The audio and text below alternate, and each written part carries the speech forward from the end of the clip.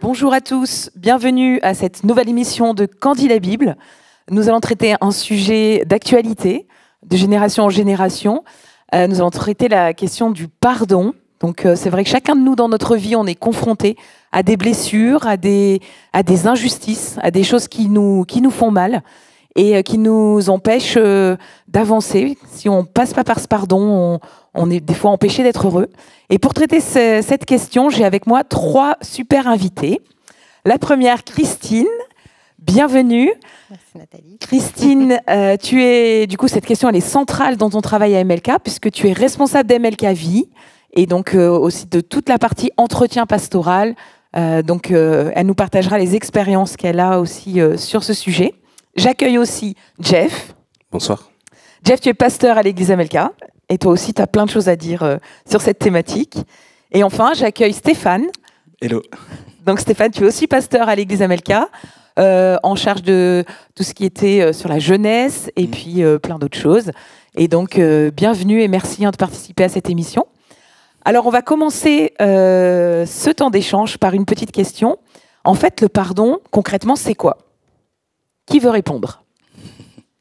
Alors, moi je dirais c'est un lâcher-prise et c'est un acte d'amour pour soi, pour Dieu, pour les autres. Très bien. Difficile de passer après toi. Non, moi, je suis parti regarder un peu dans les Strong. Et donc, pardonner, Aphiaemi, je me rends compte que ça veut dire plein de choses. Envoyer au loin, renvoyer, répudier, s'en aller, céder, laisser aller, laisser faire. J'ai trouvé aussi quelque chose d'intéressant, là, je vais le retrouver. C'est ne plus en tenir compte. Ne plus en tenir compte, ne plus discuter. J'ai trouvé ça intéressant parce que parfois, lorsqu'on doit pardonner, dans notre tête, il y a des millions de discussions qui se passent et je pense que c'est cette définition, moi, qui m'a le plus parlé. Pardonner, c'est arrêter de discuter. D'accord. Jeff? Alors, je suis allé chercher également une définition un peu étymologique. Pardonner, perdonare, c'est-à-dire que remettre, ça veut dire remettre complètement. Ça laisse planer l'idée d'une dette que quelqu'un aurait envers nous, à qui on remettrait la dette complètement. Intéressant. Voilà. Donc, on refuse de réclamer son dû. Et là, en l'occurrence, qu'on a été offensé, abîmé par quelqu'un ou par une situation, on serait légitime à demander vengeance, à demander réparation. Pardonner, c'est renoncer à cela. Oui. On voit quand on est petit, déjà dans la cour de récréation ou même à la crèche, on te pousse, réflexe immédiat, hop, tu repousses. En fait, on est conçu à l'origine pour rendre. Et d'ailleurs, même dans l'Ancien Testament, la loi du talion, c'était dire vous avez le droit de rendre, mais jusqu'à une certaine mesure, pas plus que la mesure. Et là, dans le pardon, comme Jésus va nous apprendre, on va dépasser ça, effectivement, remise de dette, lâcher prise, et puis ne pas discuter. Ne pas discuter. Et ce qui est intéressant aussi, c'est que dans le texte en grec, il est prononcé dans un temps présent, mais bref. Oui. C'est pas une action qui dure. Donc ça, c'était intéressant aussi. On verra tout à l'heure pourquoi c'est intéressant de se dire c'est une décision dans un temps bref qu'on peut prendre. C'est ça. Et justement, dans le grec, c'est le mot « maintenant » qui m'a interpellé. C'est ne pas discuter maintenant. C'est bref, c'est instantané. C'est une décision, c'est un choix. Pas facile. Hein. Pas facile. Du coup, on voit c'est annuler une dette, mais est-ce qu'on peut tout pardonner? Parce que, voilà, Jeff, je te pousse. Bon, tu peux pardonner. Je te pardonne parce que c'est pas très grave. Mais est-ce qu'on peut tout pardonner? Ça, c'est un vrai sujet. C'est une vraie question et je pense que c'est une question qui est très intime, très personnelle, qui appartient à chacune, à chacun, parce que le degré de l'offense détermine la capacité à pardonner. Et lorsqu'on a subi des choses lourdes, et je pèse mes mots, le chemin du pardon peut être long et compliqué à obtenir. Même la décision. Je pense qu'il y a un temps quand on vit des situations qui touchent nos enfants, comme on le voit dans les actualités, c'est difficile. On ne peut pas faire le choix du pardon. Enfin, de toute façon, ce ne serait pas bon. Il y a le temps de la colère, de l'incompréhension, et on est des êtres humains. Enfin. Donc tu es en train de dire qu'avant l'acte de pardon, il y a déjà un processus ? Je dirais que quand on vit des choses très très difficiles, que ce soit pour soi ou pour quelqu'un, enfin pour nos proches, il faut un peu de temps avant de prendre la décision du pardon. C'est pas quelque chose qu'on peut prendre immédiatement, même si on sait en tant que chrétien au fond de nous qu'un jour il va falloir se positionner. Moi, je crois vraiment que le Seigneur connaît les cœurs de chacun, mais dans ces cas-là, il nous prend dans les bras. Mais il n'attend pas de nous tout de suite. Enfin, je veux dire, il nous a. Enfin, ça me semble tellement difficile. Enfin. Et si ce serait pas l'objectif d'apprendre à pardonner justement rapidement, à faire ce choix maintenant ? Je pense peut-être qu'il y a cette notion de progression. Au début, on pardonne, on met du temps à faire ce choix. Et je pense que ce que le Saint-Esprit attend de nous, justement, c'est de progresser. Parce que le non-pardon, il a des conséquences telles dans notre vie, sur notre destinée. Moi, je sais que plusieurs fois, Dieu m'a parlé par rapport au pardon. Il me disait, mais tu sais, lorsque tu pardonnes pas, c'est quelque part comme s'il y avait une fuite dans l'onction, dans ce que j'ai mis en toi. Il y a un endroit où c'est en train de fuir, quoi. Tu es en train de perdre de l'huile. Et je pense que c'est peut-être pour ça qu'on a besoin même si j'entends qu'au début, ça demande du temps, mais de progresser et d'apprendre à pardonner de plus en plus rapidement, mais d'abord pour soi et pour ce que Dieu a mis en nous, pour notre destinée, pour les personnes qu'on est en train de servir. Alors, je suis d'accord avec toi, mais ça dépend de la situation. Je crois que chaque situation est unique et on ne peut pas faire une généralité. J'entends, dans un couple, oui, on doit apprendre à aller un peu plus vite, de ne pas rester à bouder ou je ne sais pas, à vivre l'offense. Et je pense vraiment qu'il y a des fois où on souffre parce que c'est aussi lié à des choses du passé ou je ne sais pas. Mais des fois, on va rester sans parler à son... Enfin, c'est vrai que la Bible nous encourage, elle nous laisse une journée, tu vois, quand on se fâche. Bon, il y a des situations comme ça, mais après, il y a des chocs, il y a des situations terribles qu'on peut vivre sur cette terre où là, on ne peut pas... Enfin, je veux dire, ça demande du temps. Oui, et je veux compléter aussi parce que on disait tout à l'heure que pardonner, c'est renoncer à se faire justice, à se venger. Et pour renoncer, c'est comme faire le deuil d'une vengeance ou d'une revanche auquel on estime avoir droit. C'est-à-dire que en termes, il y a une injustice qu'on vit dans son intimité et pour nous, on a besoin de réparation. Il y a un temps pour renoncer à se faire justice. Et c'est ça, c'est ce temps-là qui est plus ou moins long en fonction de la personne, mais aussi surtout en fonction de la gravité des choses que la personne a vécues. Et on doit le prendre en compte. Effectivement, au cours des entretiens, on se rend compte que quand la personne vient de très loin, il faut aller la chercher, l'accompagner. On parle des étapes du deuil. Effectivement, il faut qu'elle fasse le deuil de cette vengeance. Et c'est un parcours. Et une fois qu'elle a pris cette décision, après, on coule.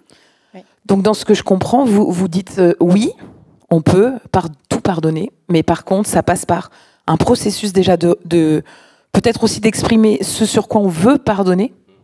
On a quoi à pardonner en vrai ?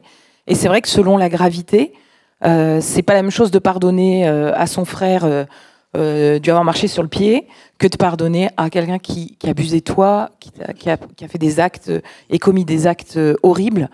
Et effectivement, il faut être honnête et il faut être transparent sur c'est quoi la situation que je dois pardonner et pas cacher cette situation. Donc des fois, ça met du temps. Mais comme l'a dit Stéphane, le Saint-Esprit est celui qui va te montrer le moment où il faut pardonner. Le Saint-Esprit va éclairer, va te dire maintenant c'est le moment. Et c'est le moment pour toi, c'est le moment pour aussi l'autre personne. Mais en tout cas, c'est le moment. Et il faut faire confiance au Saint-Esprit, comme Stéphane l'a dit, il va t'éclairer sur ça. Je rebondis sur ce que Jeff disait tout à l'heure. C'est vrai que souvent, quand on a été blessé, et ce qu'on voudrait, c'est que la personne en face, elle comprenne notre douleur, qu'elle mesure la souffrance que l'on vit. Et donc, on va rentrer, soit on va faire mal à l'autre, enfin, on va utiliser différentes stratégies pour essayer à ce que la personne en face comprenne. Mais c'est comme dit Jeff, il y a un deuil à faire. L'autre ne pourra jamais comprendre la grandeur ou la souffrance que je ressens. Il n'y a que Dieu qui sait, en fait. Et oui, il y a un deuil à faire de lâcher prise. Et je crois vraiment que ça aide à enclencher le pardon. Tant qu'on laisse Dieu être notre justice, et il n'y a que lui qui comprend. Et par rapport à ce que tu dis, je pense que vraiment, on dit la même chose. Hein. Mais moi, c'est ce lâcher prise, justement. Je pense que ce lâcher prise, il doit se faire maintenant. C'est vraiment ça. J'entends le fait qu'il y a besoin de passer par un deuil, ça c'est vrai. Mais je crois juste que nous, notre rôle... Parce que des fois, on peut aussi se cacher derrière le Saint-Esprit pour attendre avant de pardonner. Donc, je vais attendre que le Saint-Esprit me convainc qu'il m'a fait du mal, ou je vais attendre d'avoir le go de Dieu. Je pense que le pardon, enfin le non-pardon, en tout cas, c'est un tel poison dans notre vie qui ne doit pas rester la moindre heure. On disait que dans le couple, on a la possibilité d'attendre une journée, mais moi, j'ai envie de dire, la décision, j'ai envie de la prendre dans la minute, voire dans l'heure, parce que parfois, ce qui peut se passer dans la journée, pendant que le non-pardon, là, le virus est en train de s'installer, ça peut être tellement dévastateur et avoir des conséquences telles que dès que j'ai la possibilité de faire le choix, je ne dis pas que ça fait pas mal, etc. Il y a le deuil après, et je suis vraiment d'accord. Mais je pense que c'est aussi ce que Dieu attend de nous, de pardonner maintenant, comme on l'a vu tout à l'heure. Et cette décision, ce choix, je crois vraiment que l'objectif, c'est de pouvoir le prendre le plus rapidement possible à chaque fois, parce que les conséquences, elles sont vraiment graves dans un couple. Je n'ai pas encore pardonné, je prends ma voiture, je ne sais pas ce qui peut se passer. Les conséquences de la durée du non-pardon dans ma vie peuvent être tellement graves que je pense qu'en tant que chrétien, on doit avoir essayer de progresser sur ce timing-là, quoi, de décision, de prise de décision, de le faire le plus vite possible. Alors, ça dépend encore des situations et ça dépend de ton histoire personnelle. Ça dépend. Bien sûr, j'entends cette idée de progression, je suis d'accord avec toi, mais on n'est pas tous égaux par rapport à ça. Et des fois, c'est très difficile. En fait, c'est au-dessus de tes forces. Moi, je l'ai vécu dans mon histoire. Je voulais le faire, mais ça me dépassait. J'étais tellement bouleversée dans mes émotions que j'étais comme recroquevillée sur moi-même. Et j'avais tellement mal que je ne pouvais même pas dire un mot. Et même si mon mari me disait... Qu'est-ce que t'as ? Mais dis-moi ce que t'as. J'avais tellement mal, c'était tellement profond et ça touchait tellement des choses qui me faisaient mal au fond de moi que je ne pouvais pas mettre un mot. Donc j'entends ce que tu dis et bravo pour... Moi, je parle de l'objectif. Oui. Je dis que ça peut prendre du temps. Voilà, en fait, c'est ça. Oui, c'est ça. C'est que ce soit de plus en plus rapide. Je suis d'accord, voilà. en fait. Mais ça vaut la peine à ce moment. C'est vrai, dans mon histoire, moi en tout cas, il y a eu une prise de conscience en disant mais pourquoi je me gâche des journées. Voilà. Donc ça a été le départ de quelque chose où j'ai pu être accompagnée et sortir de là. Et je comprends l'objectif, mais c'est vrai que c'est pas facile. Bien sûr, ouais. Bien sûr, je suis d'accord. Il y a des personnes qui s'enferment carrément dans des grottes et ça c'est typiquement le cas de nous les gars. On est des aficionados de la grotte. Donc quand on est blessé comme ça et que on veut rassembler ses forces, donc on va se replier. Alors je symbolise, on va se replier au fond de la grotte à un endroit où personne ne peut nous atteindre, reprendre des forces, et ça peut être plus ou moins long, notamment pour les gars. Ils ont besoin aussi de reprendre des forces, se déplier et ressortir de là. Et ce temps-là, c'est un temps incompressible. On est obligé de le respecter. On est constitué comme ça. Mais Dieu fait grâce. Dieu fait grâce. C'est-à-dire que quand tu es dans cette situation où tu puises à l'intérieur pour trouver des forces pour survivre, des fois, c'est une question de survie. D'accord ? Parce qu'il y a des états de choc tels, on emploie les mots. Quelqu'un qui subit une agression, une offense, la personne est choquée de telle façon que son réflexe, ça va pas être de « je cherche à pardonner ». Il va chercher à survivre. Survivre à ce qu'il vient de subir. Et juste survivre, ça prend un temps. Parce qu'il a la propre culpabilité, qu'est-ce que j'ai fait pour... Bref, il y a tout un jeu de questionnement intérieur pour d'abord se dire, mais moi je m'en veux à moi, parce que j'ai fait telle ou telle chose. En plus, dans certains cas de figure, en fonction du type d'agression, la société vous regarde d'une certaine manière et vous jette en plus un autre degré de culpabilité. Ah, tu ne penses pas au pardon là tout de suite. Hein. Oui, c'est sûr. Tu penses déjà à survivre. Tu vois ce que je veux dire? Et c'est pour ça que je disais tout à l'heure, et on est en phase avec Christine sur le fait qu'il y a un processus. Yes. Mais Dieu fait grâce, de sorte que on soit accompagné par le Saint-Esprit tout au long de ce processus jusqu'à la sortie. Alors, en fait, il y a un processus. Donc, ce qu'on dit là, c'est il y a un processus pour arriver au moment où tu as le choix de pardonner. Mais quand tu as ce choix, tu dois le prendre. Parce que, déjà même bibliquement, c'est un ordre de Dieu. Parce que je pense que Dieu savait que par nous-mêmes, on n'aurait pas la capacité de le faire. Donc, il nous l'ordonne. Donc, il nous place dans une situation où lui te dit, en fait, c'est ta clé de la délivrance aussi, c'est ta clé de la guérison. Et du coup, fais-le, saisis cette clé. Et il y a un deuxième processus dont vous parlez aussi, qui est la guérison par rapport à l'offense. Donc, c'est intéressant parce que on voit que le choix du pardon, c'est un choix qui est dans le temps instantané. Je choisis. C'est au-delà de mes forces, c'est au-delà de mes sentiments, c'est au-delà de tout. Mais à un moment, parce que je fais confiance à Dieu, parce que je sais que c'est une clé aussi pour sortir victorieuse de ça, et ben du coup, je fais ce choix et je suis pas armée pour vivre la suite, mais je compte sur la grâce de Dieu pour me faire rentrer dans quelque chose qui va me guérir par rapport à la situation. Yes. En fait, je pense que nous, notre mission, c'est le choix. Et après, la mission de Dieu, c'est la restauration derrière. C'est la guérison, ce dont tu es en train de parler. Ça, c'est pas notre ressort à nous. Et c'est pour ça aussi que je dis que je pense que notre objectif, ça doit être de progresser en termes de temps, dans le moment où on va décider de choisir de pardonner. Parce que plus vite aussi, nous, on fait le choix de décider de pardonner, plus vite aussi, on laisse la possibilité au Saint-Esprit d'intervenir. Et prévenir vaut mieux que guérir. Je préfère qu'on commence à s'occuper de ma plaie au moment où je viens de me faire la blessure que un mois où, vous voyez ce que je veux dire? Moi, c'est vraiment, j'entends, pareil, j'ai vécu des choses où j'ai mis des années avant de décider de pardonner. Mais aujourd'hui, je me rends compte qu'à chaque fois que je n'ai ne serait-ce qu'un bout de souffle pour dire à Dieu, je veux pardonner, je le fais. Je dis à Dieu, je veux pardonner, voilà. Juste une manière de lui donner les clés, de lui dire, vas-y, maintenant, interviens, démarre le processus de restauration, parce que là, c'est chaud. Donc vraiment, à cette personne qui est peut-être en train de survivre, qui nous écoute là, elle est en mode, mais j'arrive même pas à faire ce choix.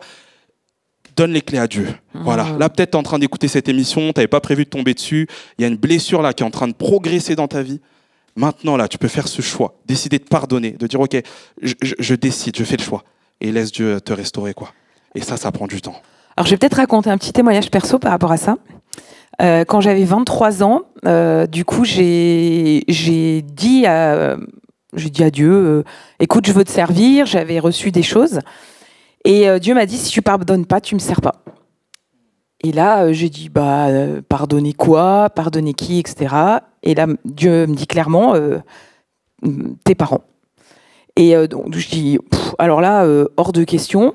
J'étais l'enfant, donc c'est eux qui devraient me demander, c'est eux qui devraient venir et s'excuser. C'est pas à moi de demander pardon ou de pardonner sur cette situation.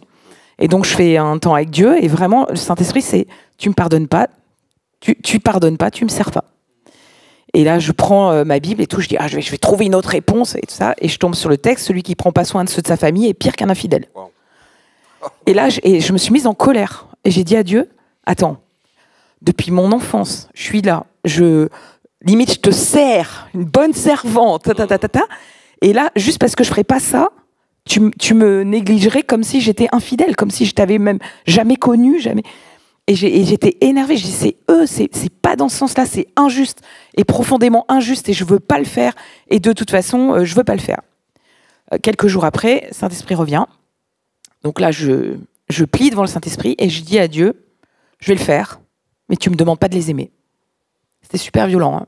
Là, maintenant, j'ai quelques années, donc je le raconte facilement.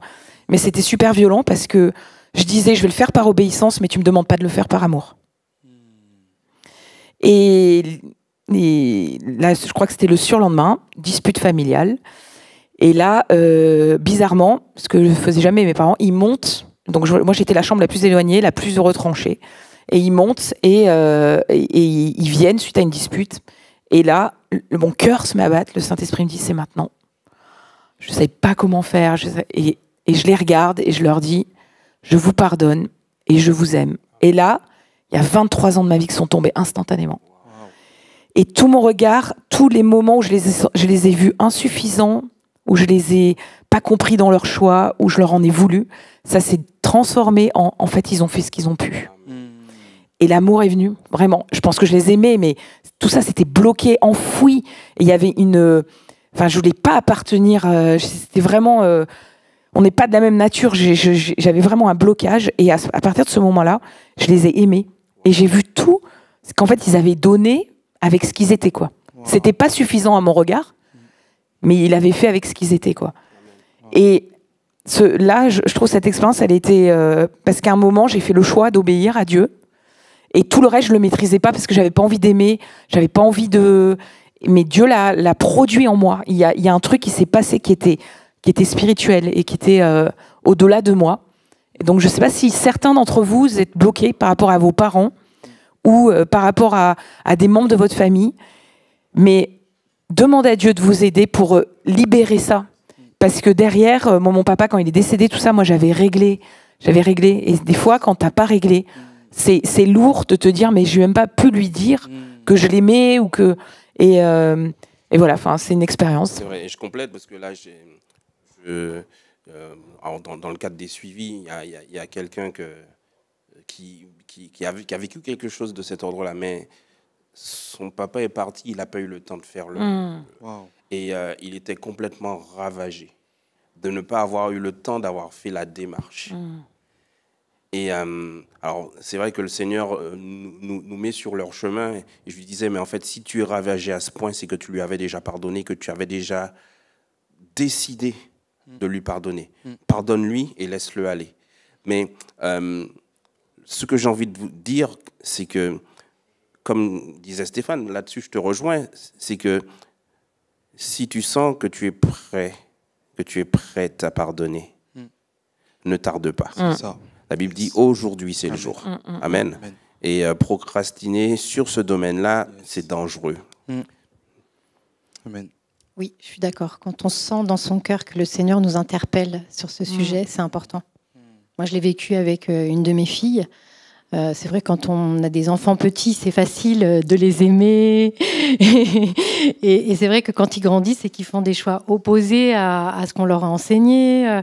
Et puis moi, j'avais un problème avec la perfection, donc je voulais une famille parfaite. Et elle faisait tout ce qu'il fallait pour montrer que notre famille n'était pas parfaite.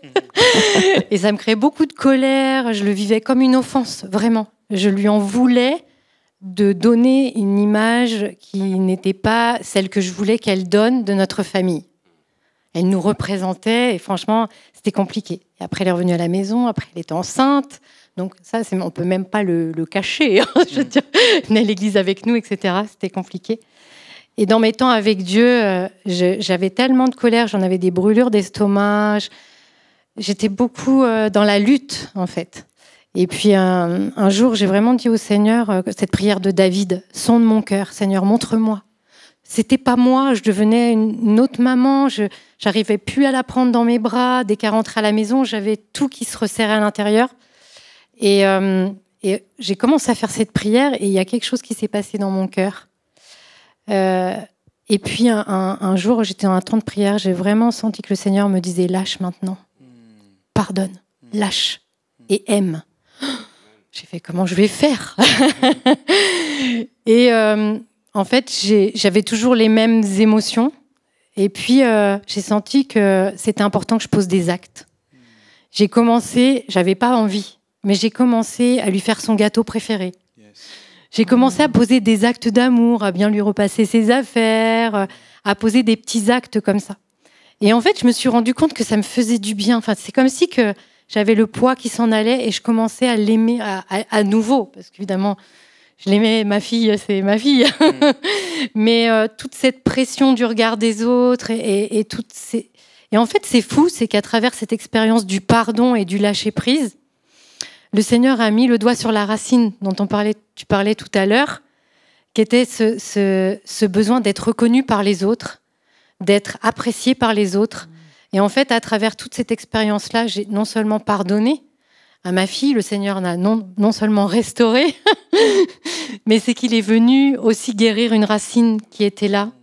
Et comme si qu'à travers cette situation, le Seigneur a mis le doigt dessus. Donc ça a guéri non seulement ma vie, mais aussi ma relation avec ma fille. Et puis aujourd'hui, on a une famille unie et aimante. J'ai des beaux petits-enfants, dont une magnifique petite fille, qui est ma première petite fille. Mais je veux dire, il y a des fruits merveilleux derrière le moment où on lâche justement ce désir de justice. Voilà. Alors souvent, on a des gens qui disent « j'ai décidé, mais je ressens rien » ou « j'arrive pas à poser des actes ». Qu'est-ce qu'on pourrait conseiller ? Je dirais que le pardon, c'est pas une émotion. Je dirais que c'est vraiment une décision qu'on prend dans son cœur. Donc voilà, donc si tu as fait le choix de pardonner et que tu ressens rien, t'en fais pas de panique. Je crois que là, tu as laissé juste la place au Saint-Esprit pour démarrer l'œuvre de restauration. Comme je disais, pour moi, chacun a une part. Voilà. Choisir de pardonner, c'est ta part. Maintenant, tout le processus de restauration, la guérison, c'est la part de l'Éternel. Dans le psaume 23, je regardais ça tout à l'heure, il dit « L'Éternel est mon berger ». Donc je fais de l'Éternel mon berger, celui qui me guide, qui me conduit. Maintenant, c'est lui qui restaure mon âme. La restauration, tout le reste, c'est pas ma partie à moi, c'est pas ta partie à toi, c'est celle de Dieu. Donc voilà, c'est pas une émotion, c'est une décision, un choix. Et voilà, et des fois on ressent rien. Des fois on ressent rien, Dieu est là. C'est pareil, des fois on a fait le choix de pardonner, et Dieu agit, même si tu le sens pas. Pour confirmer cette notion de décision, il y a Jésus répondant à une question de ses disciples qui lui demandaient « Mais Seigneur, jusqu'à combien de fois est-ce qu'il faut que je pardonne à mon frère dans une journée ?» Et Jésus lui dit qu'il pourrait aller jusqu'à 77 fois, 7 fois, 490 fois. C'est dans une seule journée. Le gars, il était motivé pour le blesser. On est clair que autant de fois. Dans une même journée, tu te dis 490 fois pardon à quelqu'un et que tu pardonnes 490 fois à quelqu'un, on est d'accord que c'est une décision. Oui. Bien sûr. C'est une décision. Le gars, il t'offense, il revient 490 fois. C'est hallucinant. Et est-ce que j'ai le droit d'être en colère quand je pardonne ? Parce que la colère, c'est quand même pas très, très chrétien. Oui, voilà, oui. Je le dis parce que je l'ai vécu. En fait, moi, c'est un sujet moi j'en parle parce que ça me touche. Même, j'ai vécu une situation, j'ai perdu plein de poids. Il y en a qui me regardent et tout VDTC. Allez regarder les émissions d'avant, parce que je voyais la conséquence du non-pardon dans ma vie et je sentais comme si au bout d'un moment il fallait stopper l'hémorragie. Et j'ai dû dire je pardonne. J'ai fait ce choix dans la colère, dans les larmes, et j'ai même envie de dire que peut-être que c'est aussi une manière d'exprimer le pardon que de le faire dans la colère ou dans les larmes. Des fois, il y a besoin d'aller s'enfermer dans une forêt et d'aller crier. Et c'est une manière aussi de lâcher, quoi. Il y a des choses, lorsqu'on les lâche, ça fait mal. Voilà. Exprime-le comme tu dois l'exprimer. Fais attention quand même. Mais voilà, je ne pense pas que ce soit incohérent, les deux. Comme tu le disais tout à l'heure, on est corps, âme et esprit. Et qu'on souvent considère le corps, l'esprit, mais on oublie qu'on a une âme. Et c'est toutes ces émotions-là. Dieu nous a créés avec des émotions. Et justement, quand on a de la colère, c'est qu'on a vécu une offense. Et je crois que souvent, on passe vite. Nos vies, on est très occupés. Et on va vite passer à autre chose, sauf que l'offense, elle est là. Et à un moment donné, c'est important de se poser et dire pourquoi je me mets en colère. Il y a quelque chose. D'où elle vient, cette colère ? Et souvent, si on remet ça au Seigneur, on lui demande de nous montrer, il va nous montrer une blessure, il va nous montrer quelque chose qu'on a vécu parfois même dans l'enfance, des fois ça remonte à loin, mais qui est resté bloqué. Et si on ne prend pas le temps de se poser, de regarder cette blessure en face et de mettre des mots dessus, eh bien c'est quelque chose qui peut rester bloqué des années. On peut être chrétien, avoir une belle vie de prière, être engagé dans l'église, et avoir un problème de colère qui est lié à simplement un abcès qui est là au fond de nous et qui, dès qu'on va, selon la situation, vivre des choses qui ressemblent, ça va venir toucher cet abcès et déclencher l'abcès qui va couler, et ça peut se transformer en colère, et ça peut être destructeur pour les personnes que l'on aime le plus. Et c'est souvent ceux qu'on aime le plus et avec qui on vit qui vont en subir les conséquences. Et nous, on est malheureux parce qu'on n'arrive pas à maîtriser ça. Donc si ça concerne quelqu'un aujourd'hui qui nous regarde, prends le temps de te poser devant Dieu. Demande au Seigneur de sonder ton cœur et de te montrer d'où ça vient. Et derrière, souvent, il y a quelque chose à pardonner, mais prendre le temps, bien sûr, faire le choix de pardonner, mais de mettre des mots dessus. Qu'est-ce que j'ai ressenti? C'était quoi? Mais en fait, j'avais pas le droit de subir ça. Cette personne n'avait pas le droit de me traiter de cette façon. Et de prendre conscience, pas seulement de l'offense qui nous a été faite, mais des conséquences que ça a eu dans notre vie. Ça nécessite du temps. Parce que sinon, on pardonne quoi, en fait? On pardonne très vite, oui, mais en fait, on ne sait pas si pour voir l'offense. Et quand on a bien considéré tout ce que ça nous a volé, on peut vraiment se mettre en colère et dire à cette personne de façon symbolique, on en reviendra, on n'est pas obligé de le dire à la personne. Le pardon, c'est entre nous et Dieu. C'est pas conditionnel à la personne. Que la personne nous demande pardon ou pas, qu'elle soit encore vivante ou pas. Voilà. Mais qu'elle comprenne qu'elle nous a fait mal ou pas. Parce que là, moi, je vois souvent des gens qui me disent « Ouais, je lui ai dit, mais en fait... elle a minimisé. Du coup, j'ai cru que c'était pas grave et je suis restée avec ça. Et ça me fait de la peine. Mais je dis non, en fait, ce que tu as vécu, c'est extrêmement grave. Personne n'avait le droit de faire ça et de poser cet acte-là sur ta vie. Et du coup, de revenir là-dessus. Et des fois, je leur explique toutes les conséquences que cette action a eues dans leur vie. Et là, je savais que c'était grave. Mais du coup, je m'étais dit peut-être que cette personne avait raison et qu'il fallait que je passe à autre chose. Mais j'y arrivais pas. Voilà. Et je veux rebondir peut-être sur ce que tu viens de dire, Christine, quand dans la culture évangélique, il y a souvent confusion entre pardonner et demander pardon. Et typiquement, dans cette éducation-là, quand on a besoin de pardonner à quelqu'un, on se sent des fois l'obligation d'aller vers la personne, lui dire « je te demande pardon parce que tu m'as fait du mal ». Mais en réalité, comme tu dis, si la personne ne reconnaît pas t'avoir fait du tort, elle va minimiser, elle va peut-être te blesser à nouveau, et les choses vont s'enquister. Donc, notez bien qu'il y a une différence entre pardonner et je demande pardon. Je demande pardon quand j'ai offensé. Si tu n'as pas offensé, tu ne vas pas demander pardon. Si tu as besoin de pardonner à cette personne qui t'a offensé, tu lui pardonnes, sans avoir forcément besoin d'aller la voir. Comme dit Christine, cette démarche, c'est une démarche entre toi et ton Dieu. Un point, un trait. Effectivement, on a beaucoup cette question-là aussi. Est-ce que je peux pardonner alors que la personne n'a pas reconnu sa faute? Le pardon, c'est égoïste. Voilà, je ne sais pas si c'est très conventionnel de le dire comme ça, mais je pense que c'est d'abord penser à soi.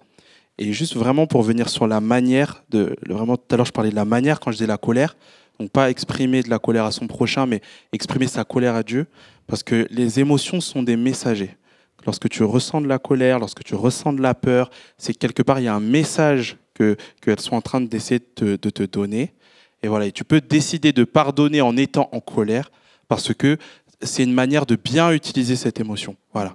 La Bible, elle nous dit, on peut voir pour Abel Caïn, la colère est à ta porte. Voilà. C'est qu'est-ce que tu vas faire de cette colère. Si cette colère te pousse à décider de pardonner, parce que comme toi tu disais avec ta fille, tu voyais tout ce que les mauvais, voilà, ça faisait grandir des choses mauvaises en toi.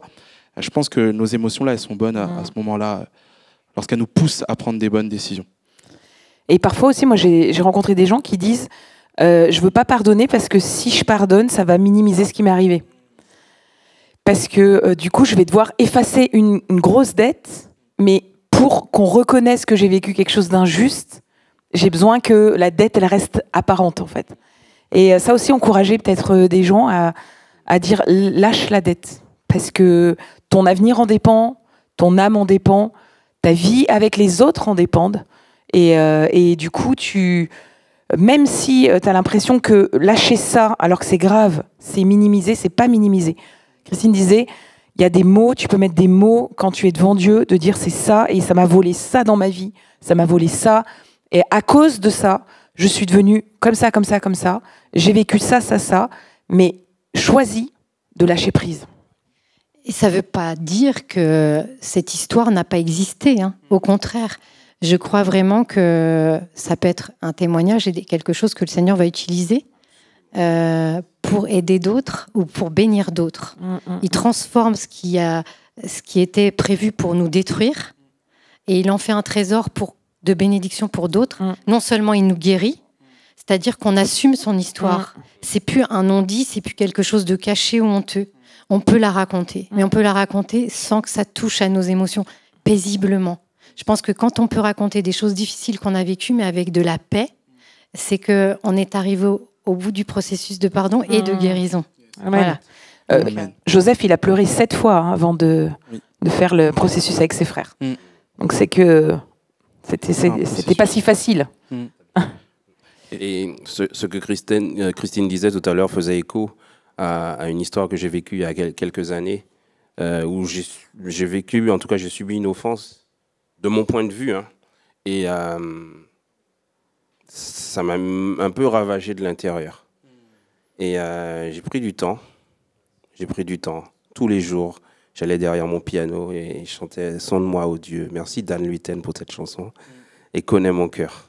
Et jusqu'à ce que les choses montent. En fait, c'est comme si on fait un travail d'excavation avec l'aide du Saint-Esprit. Et les choses remontent comme ça, remontent, jusqu'à ce qu'on soit apte et prêt à pardonner. Et tu parlais tout à l'heure de témoignage. Et quand je suis arrivé au bout de ce processus et que j'ai accepté de pardonner et que je l'ai fait, mon histoire, ce que j'avais vécu, a béni d'autres personnes qui avaient vécu aussi des offenses, mais qui ne savaient pas comment sortir. Ils étaient un petit peu interloqués par la façon dont moi, j'avais réussi à pardonner. Et en fait, le Seigneur veut se servir de toi à travers du pardon que tu es prêt à donner. Amen. Pour guérir d'autres personnes, pour les amener et les conduire dans ce processus du pardon. Le Seigneur veut se servir de toi au travers de ce pardon que tu es prêt à donner tout de suite là. Ouais. Mais c'est ce que dit l'apôtre Paul. Hein.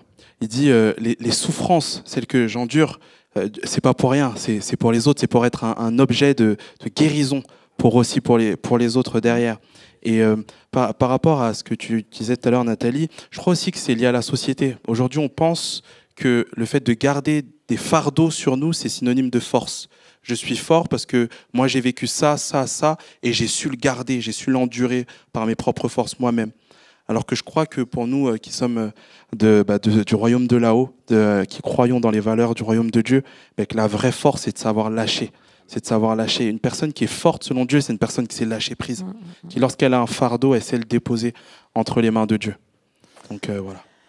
Alors avant de passer à la troisième partie de cet échange, j'ai une dernière question. Est-ce que pardon et réconciliation sont un seul et même objectif ? Est-ce qu'on est obligé de se réconcilier quand on a pardonné ? Non. Redis-le, Christine. Redis-le, s'il te plaît. Non. Non, je confirme. Ouais. C'est clair.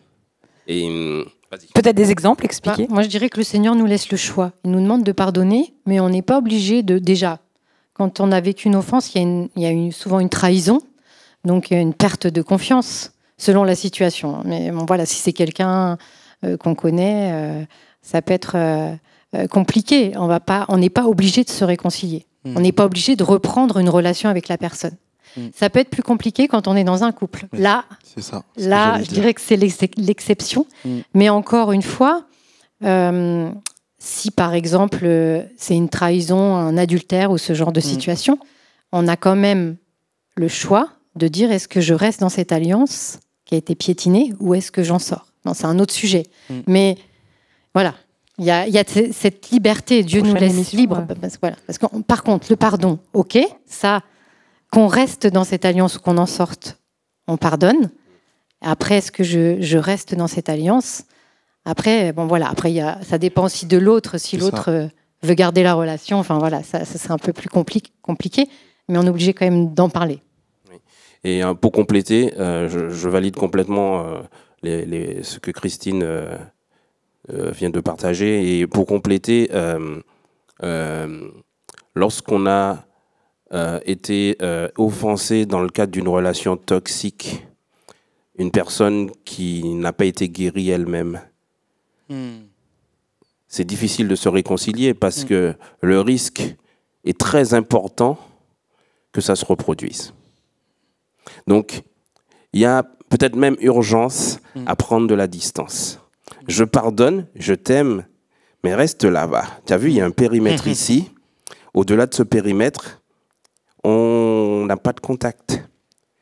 Je te bénis, je prie pour toi. Je prie pour ta guérison, mais à distance. Je suis d'accord avec tous les deux. Vraiment. Ah, c'est bien. Ouais, pour le coup, je suis Carton plein. Là, On est d'accord. tout le monde est d'accord là. Alors, moi, j'ai une autre question. Du coup, est-ce qu'il y a des conséquences si je ne pardonne pas? Oui, moi, je parlais de la fuite d'huile. Moi, c'est vraiment l'image que Dieu m'a donnée. C'est chaque jour qui passe sans que tu aies pardonné, tu perds quelque chose. Tu perds de l'huile, tu perds du temps, tu perds des forces, tu perds de l'énergie. Parce que ne pas pardonner, ça demande de l'énergie. Hein. Remuer les pensées qui tournent dans nos têtes.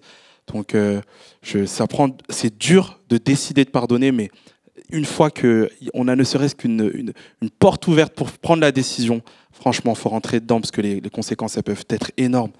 Dans un couple, les paroles qui peuvent être dites, je disais ça tout à l'heure, mais ça m'est jamais arrivé, merci Seigneur, mais j'ai entendu déjà des témoignages comme ça. J'étais en colère, je suis descendu, j'ai pris la voiture, hop, j'ai fait un accident. Je pense que le non-pardon, c'est aussi une fenêtre que le diable peut utiliser pour entrer dans nos vies.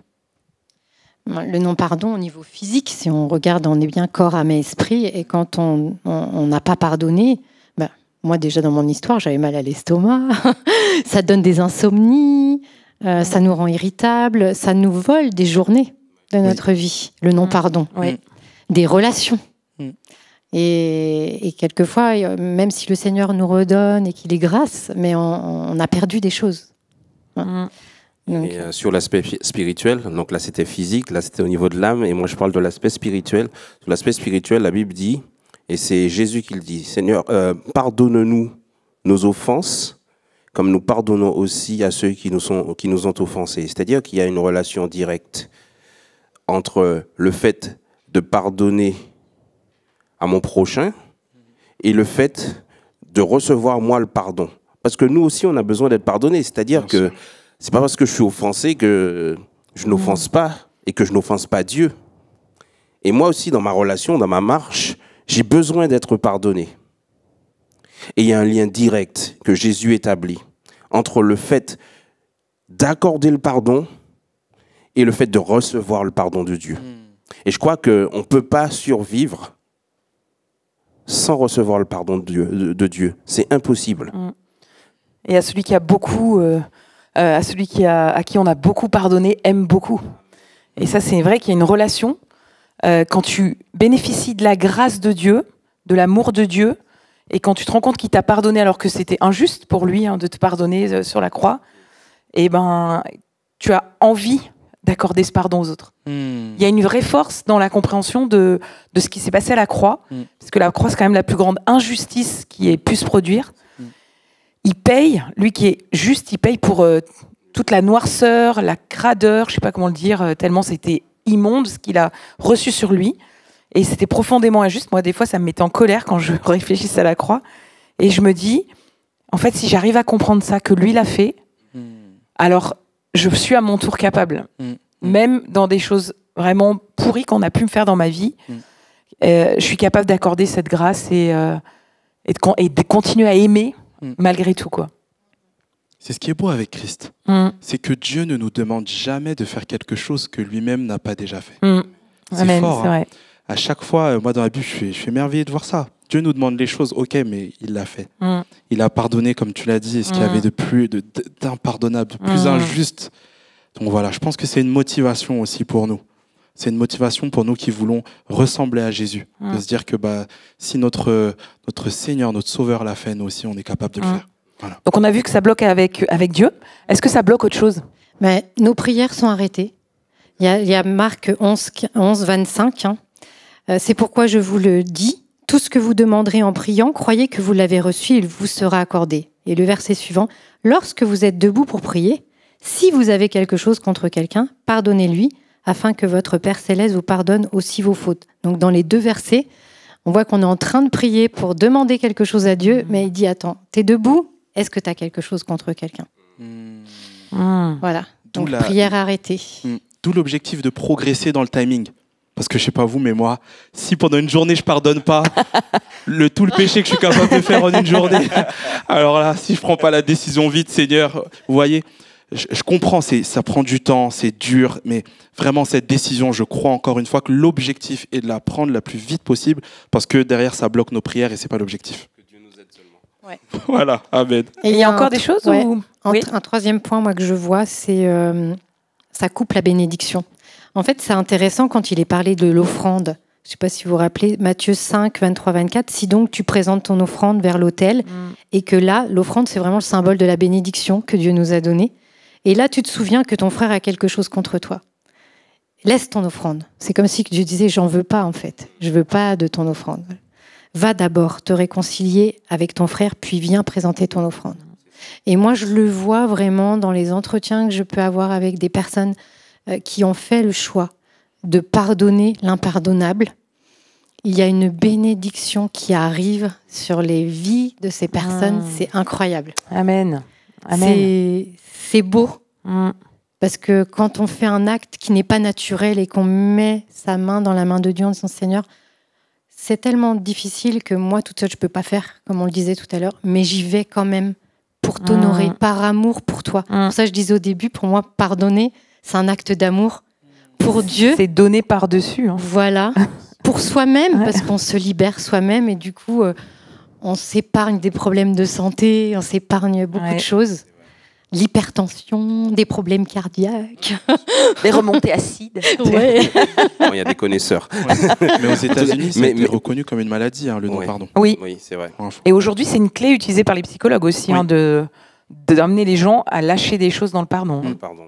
La joie revient. Parce que souvent, quand on est dans ces situations où on retient quelqu'un à l'intérieur, on n'est plus tout seul, on est deux. Avec quelque chose de sombre, de noir, la joie est partie. Au moment où tu choisis de donner le pardon, la joie revient. Et ça, c'est une expérience que j'engage chacun de réaliser. Chacun dans son environnement, dans sa situation, donne le pardon. La tristesse s'en va instantanément. C'est quasi instantané. C'est comme on reprend une bouffée d'air, on respire quelque chose de neuf, de nouveau. On respire à plein poumon, brutalement. On ne réalisait pas que on respirait pas bien. Des fois, c'est presque physique. Les yeux s'ouvrent, le visage s'ouvre. On respire à plein poumon. Je prie que tu vives cette expérience, elle est magnifique. Amen. Amen. Et on retrouve aussi des relations plus saines avec les autres.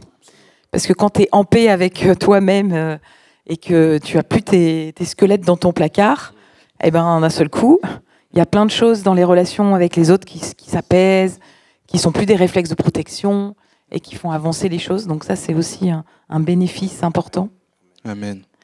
Alors maintenant, concrètement, là, peut-être certains d'entre vous, vous avez retenu des choses là dans ce qui a été dit et vous dites, concrètement, je veux rentrer dans ce pardon, comment je fais ? Est-ce qu'on a des outils à proposer pour aider les gens à rentrer dans le pardon ? Peut-être toi, Christine, qui fait beaucoup d'entretiens. Alors, je crois vraiment que Dieu est tout-puissant et il fait différemment avec chacun. Maintenant, c'est vrai, nous, on utilise un outil qui s'appelle la lettre de pardon, c'est parce que c'est simplement pour... on est des êtres symboliques. Et parfois, on a besoin d'acter un acte symbolique. Et cette lettre de pardon, en fait, c'est encore une fois entre Dieu et soi et Dieu. Et c'est d'abord prendre le temps, comme je le disais tout à l'heure, de réfléchir à l'offense qui nous a été faite, de se concentrer sur la personne qui nous a fait du mal et de commencer à, symboliquement, bien sûr, on ne va pas lui envoyer la lettre, on ne va pas l'appeler pour lui lire la lettre, mais on va commencer à écrire à cette personne et lui dire tout ce qu'on aurait voulu lui dire tout ce qui nous a fait mal, lui crier notre douleur. Moi, des fois, j'encourage même les gens à crier dans un coussin, parce que bon, quand on est en appartement, après... Ça c'est super, je recommande. Dans la forêt, voilà, ça peut se faire par écrit ou par oral, peu importe. Mais en tous les cas, l'idée, c'est de mettre des mots, considérer l'offense, de faire un point sur tout ce qu'on a pu ressentir quand ça s'est passé, et de voir les conséquences aussi que ça a eu dans notre vie. Des fois, on peut s'aider de de photos de son histoire, de trouver des supports Alors, c'est pas facile à faire. Hein. C'est pas facile à faire parce qu'on n'a pas envie de retourner là où ça nous a fait mal. On est plutôt dans le déni. Donc là, il faut faire face avec l'aide du Seigneur, mais c'est un moment difficile à passer. Ça va vous créer de la colère, vous allez pleurer, vous allez peut-être, oui, crier, mais ça va vous faire du bien. Donc ça, c'est la première partie. Et une fois que vous avez tout sorti, comme on parlait du pu tout à l'heure, une fois que le pu est sorti, que bien sûr vous avez prié avant, vous avez dit Seigneur, aide-moi à sortir tout le pu. Je veux plus qu'il en reste une miette, une petite goutte. Et bien après, donc là, c'est là qu'il faut se positionner et dire maintenant, je t'ai dit tout ce que j'avais à te dire. Et maintenant, je décide devant Dieu de te pardonner. Je fais le choix de lâcher cette blessure et d'accepter que tu ne comprendras jamais le mal que tu m'as fait. Donc ça, c'est la première étape. L'étape d'après, et je crois que c'est vraiment, dans ce que je vois moi au quotidien, c'est vraiment de se pardonner à soi-même. C'est difficile, on arrive parfois, on arrive à cette étape-là de pardonner à l'autre, mais parfois on a du mal à se pardonner à soi-même parce qu'on a gardé des choses en nous, parce qu'on n'a pas, je sais pas, quand on a vécu l'offense, on n'a rien dit, et c'est des fois ça qui est le plus difficile. Mais si vous ressentez que vous avez des choses à vous pardonner, mais à ce moment-là, demandez aussi pardon au Seigneur pour vous-même et pardonnez-vous vous-même. Ça, c'est vraiment important.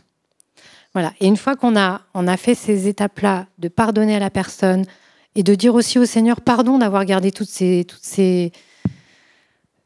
choses-là dans ma vie, je savais que je devais le faire, mais je ne l'avais pas encore fait. Je pense que ça vaut la peine d'être honnête jusqu'au bout et de dire, Seigneur, de toute façon, on est là tous les deux. T'as vu, j'ai mis peut-être 5 ans, 10 ans pour arriver à être devant toi et oser lâcher ce dossier. Eh bien, Seigneur, je te demande pardon d'avoir pris tout ce temps-là et je sais que tu me pardonnes. Je reçois ton pardon. Voilà. Et c'est vrai qu'après, ça vaut la peine de bénir la personne. Alors, ça prend du temps, on ne peut pas le faire forcément tout de suite. Je crois vraiment qu'il ne faut pas non plus se mettre une pression. Mais il faut savoir qu'à un moment donné, le fait de bénir l'autre, de lui souhaiter du bien, c'est ça que ça veut dire. Souhaiter du bien aux personnes qui nous font du mal, c'est biblique. Mais c'est une clé, on le fait par obéissance, mais quand on le fait, il y a un déclic qui se passe en nous. Encore une fois, parce qu'on a fait un acte d'obéissance par la foi. Voilà.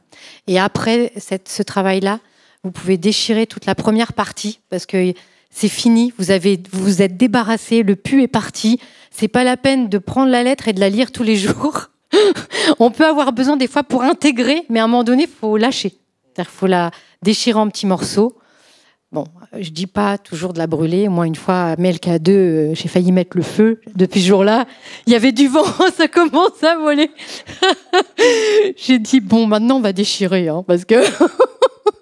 Donc, maintenant, je demande aux personnes de le faire. Je trouve que c'est bien parce que... Et ils me disent que ça leur fait du bien au fur et à mesure qu'ils déchirent, qu'ils mettent en petits morceaux et qu'ils mettent dans la poubelle. Je me débarrasse, c'est fait, quoi. Voilà. Et après, ben oui, il y a un temps de restauration, de reconstruction, parce que souvent, on a construit sa vie sur des mensonges, on s'est persuadé de choses qui n'étaient pas, pour son identité, par exemple. On a besoin de se réapproprier sa valeur.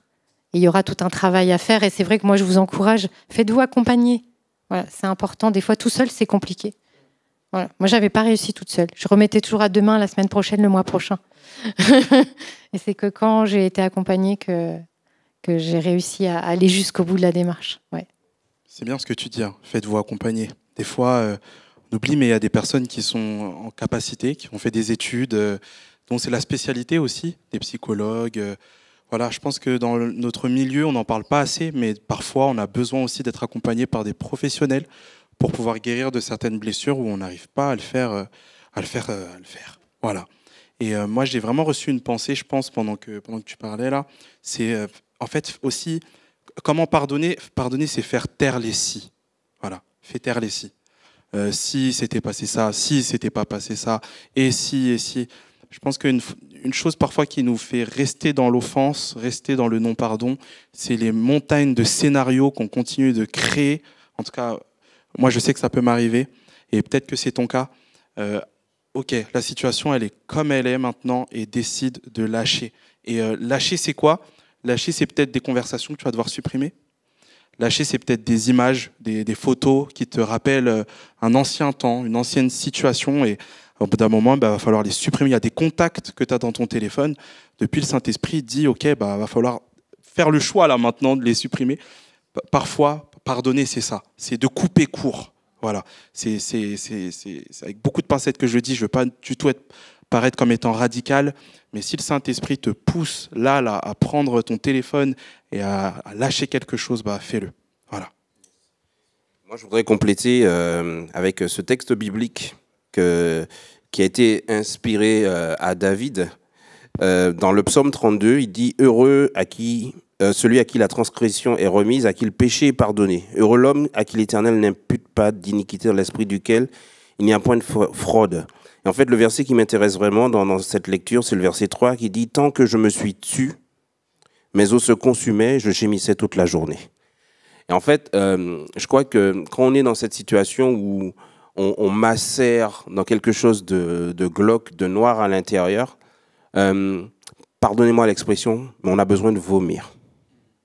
On a besoin que ça sorte.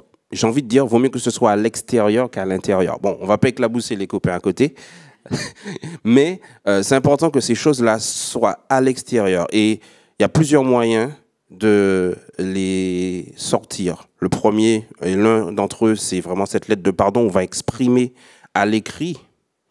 C'est un moyen de sortir et d'extérioriser. Certaines personnes veulent écrire et font de la poésie, écrivent des choses. C'est encore un autre moyen. Pour les artistes, certains vont aller peindre ce qu'ils ont à l'intérieur. Ça vous permet de sortir cette chose. Pour moi qui suis musicien, je vais derrière mes instruments, je joue des choses qui n'existaient pas. Et je crois que mes plus belles compositions, celles qui ont touché le plus, sont sorties à des moments où j'ai été blessé profondément et j'avais besoin de sortir. Et les mots sortent, les mélodies avec. Ça m'a béni, ça m'a libéré et ça a libéré des personnes. Quand je les ai partagées, ça a libéré des personnes. Et je crois que cette manière de sortir les choses, les verbaliser, si tu ne sais pas les verbaliser, l'art, c'est un autre moyen. Certaines autres personnes, c'est dans le sport. Marcher. Prenez les baskets, vous allez faire une borne ou deux, vous revenez. Ça fait du bien.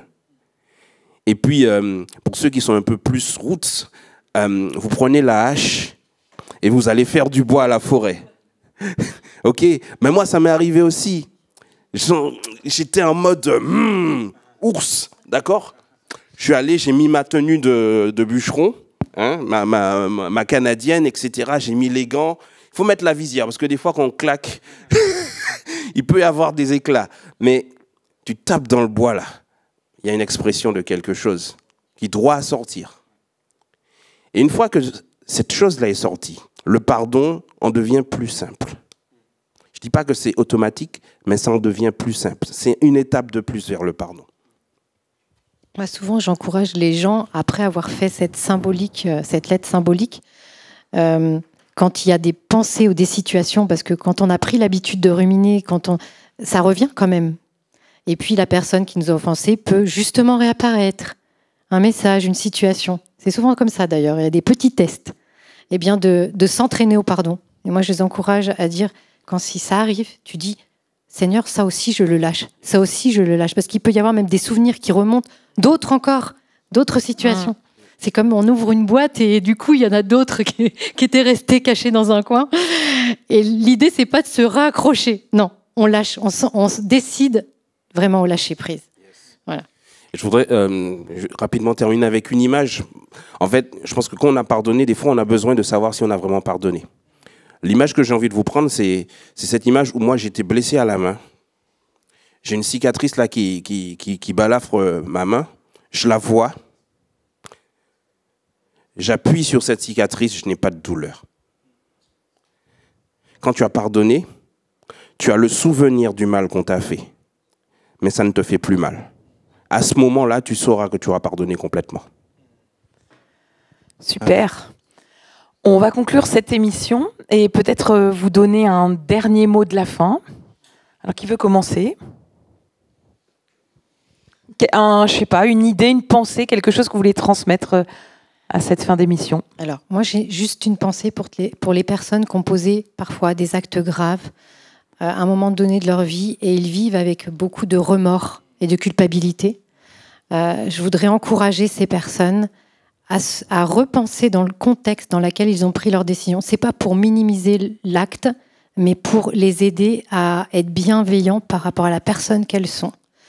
Et dire, j'étais dans une situation où je n'ai pas été en capacité de faire un choix cohérent ou un choix que je ne poserai pas aujourd'hui. Donc, aujourd'hui, je décide de me pardonner. Je crois que c'est vraiment indispensable parce que ça vous bloque dans votre vie. Ça bloque la bénédiction que Dieu vous a donnée. Dieu vous a pardonné. Dieu, quand il vous regarde, il s'en rappelle plus. Voilà, il s'en souvient plus de la jeter au fond des mers, nous dit la Bible. Et quand il vous regarde, il s'en rappelle plus. Mais vous restez avec ce fardeau-là. C'est tout le temps devant vos yeux. Et ça vous prend votre vie. Eh bien, moi, je vous encourage, pensez à ça. Quand vous avez pris la décision, vous n'étiez pas comme aujourd'hui vous êtes. Donc là, vous vous jugez avec qui vous êtes aujourd'hui, ce que vous avez compris aujourd'hui. Donc, pardonnez-vous. Voilà.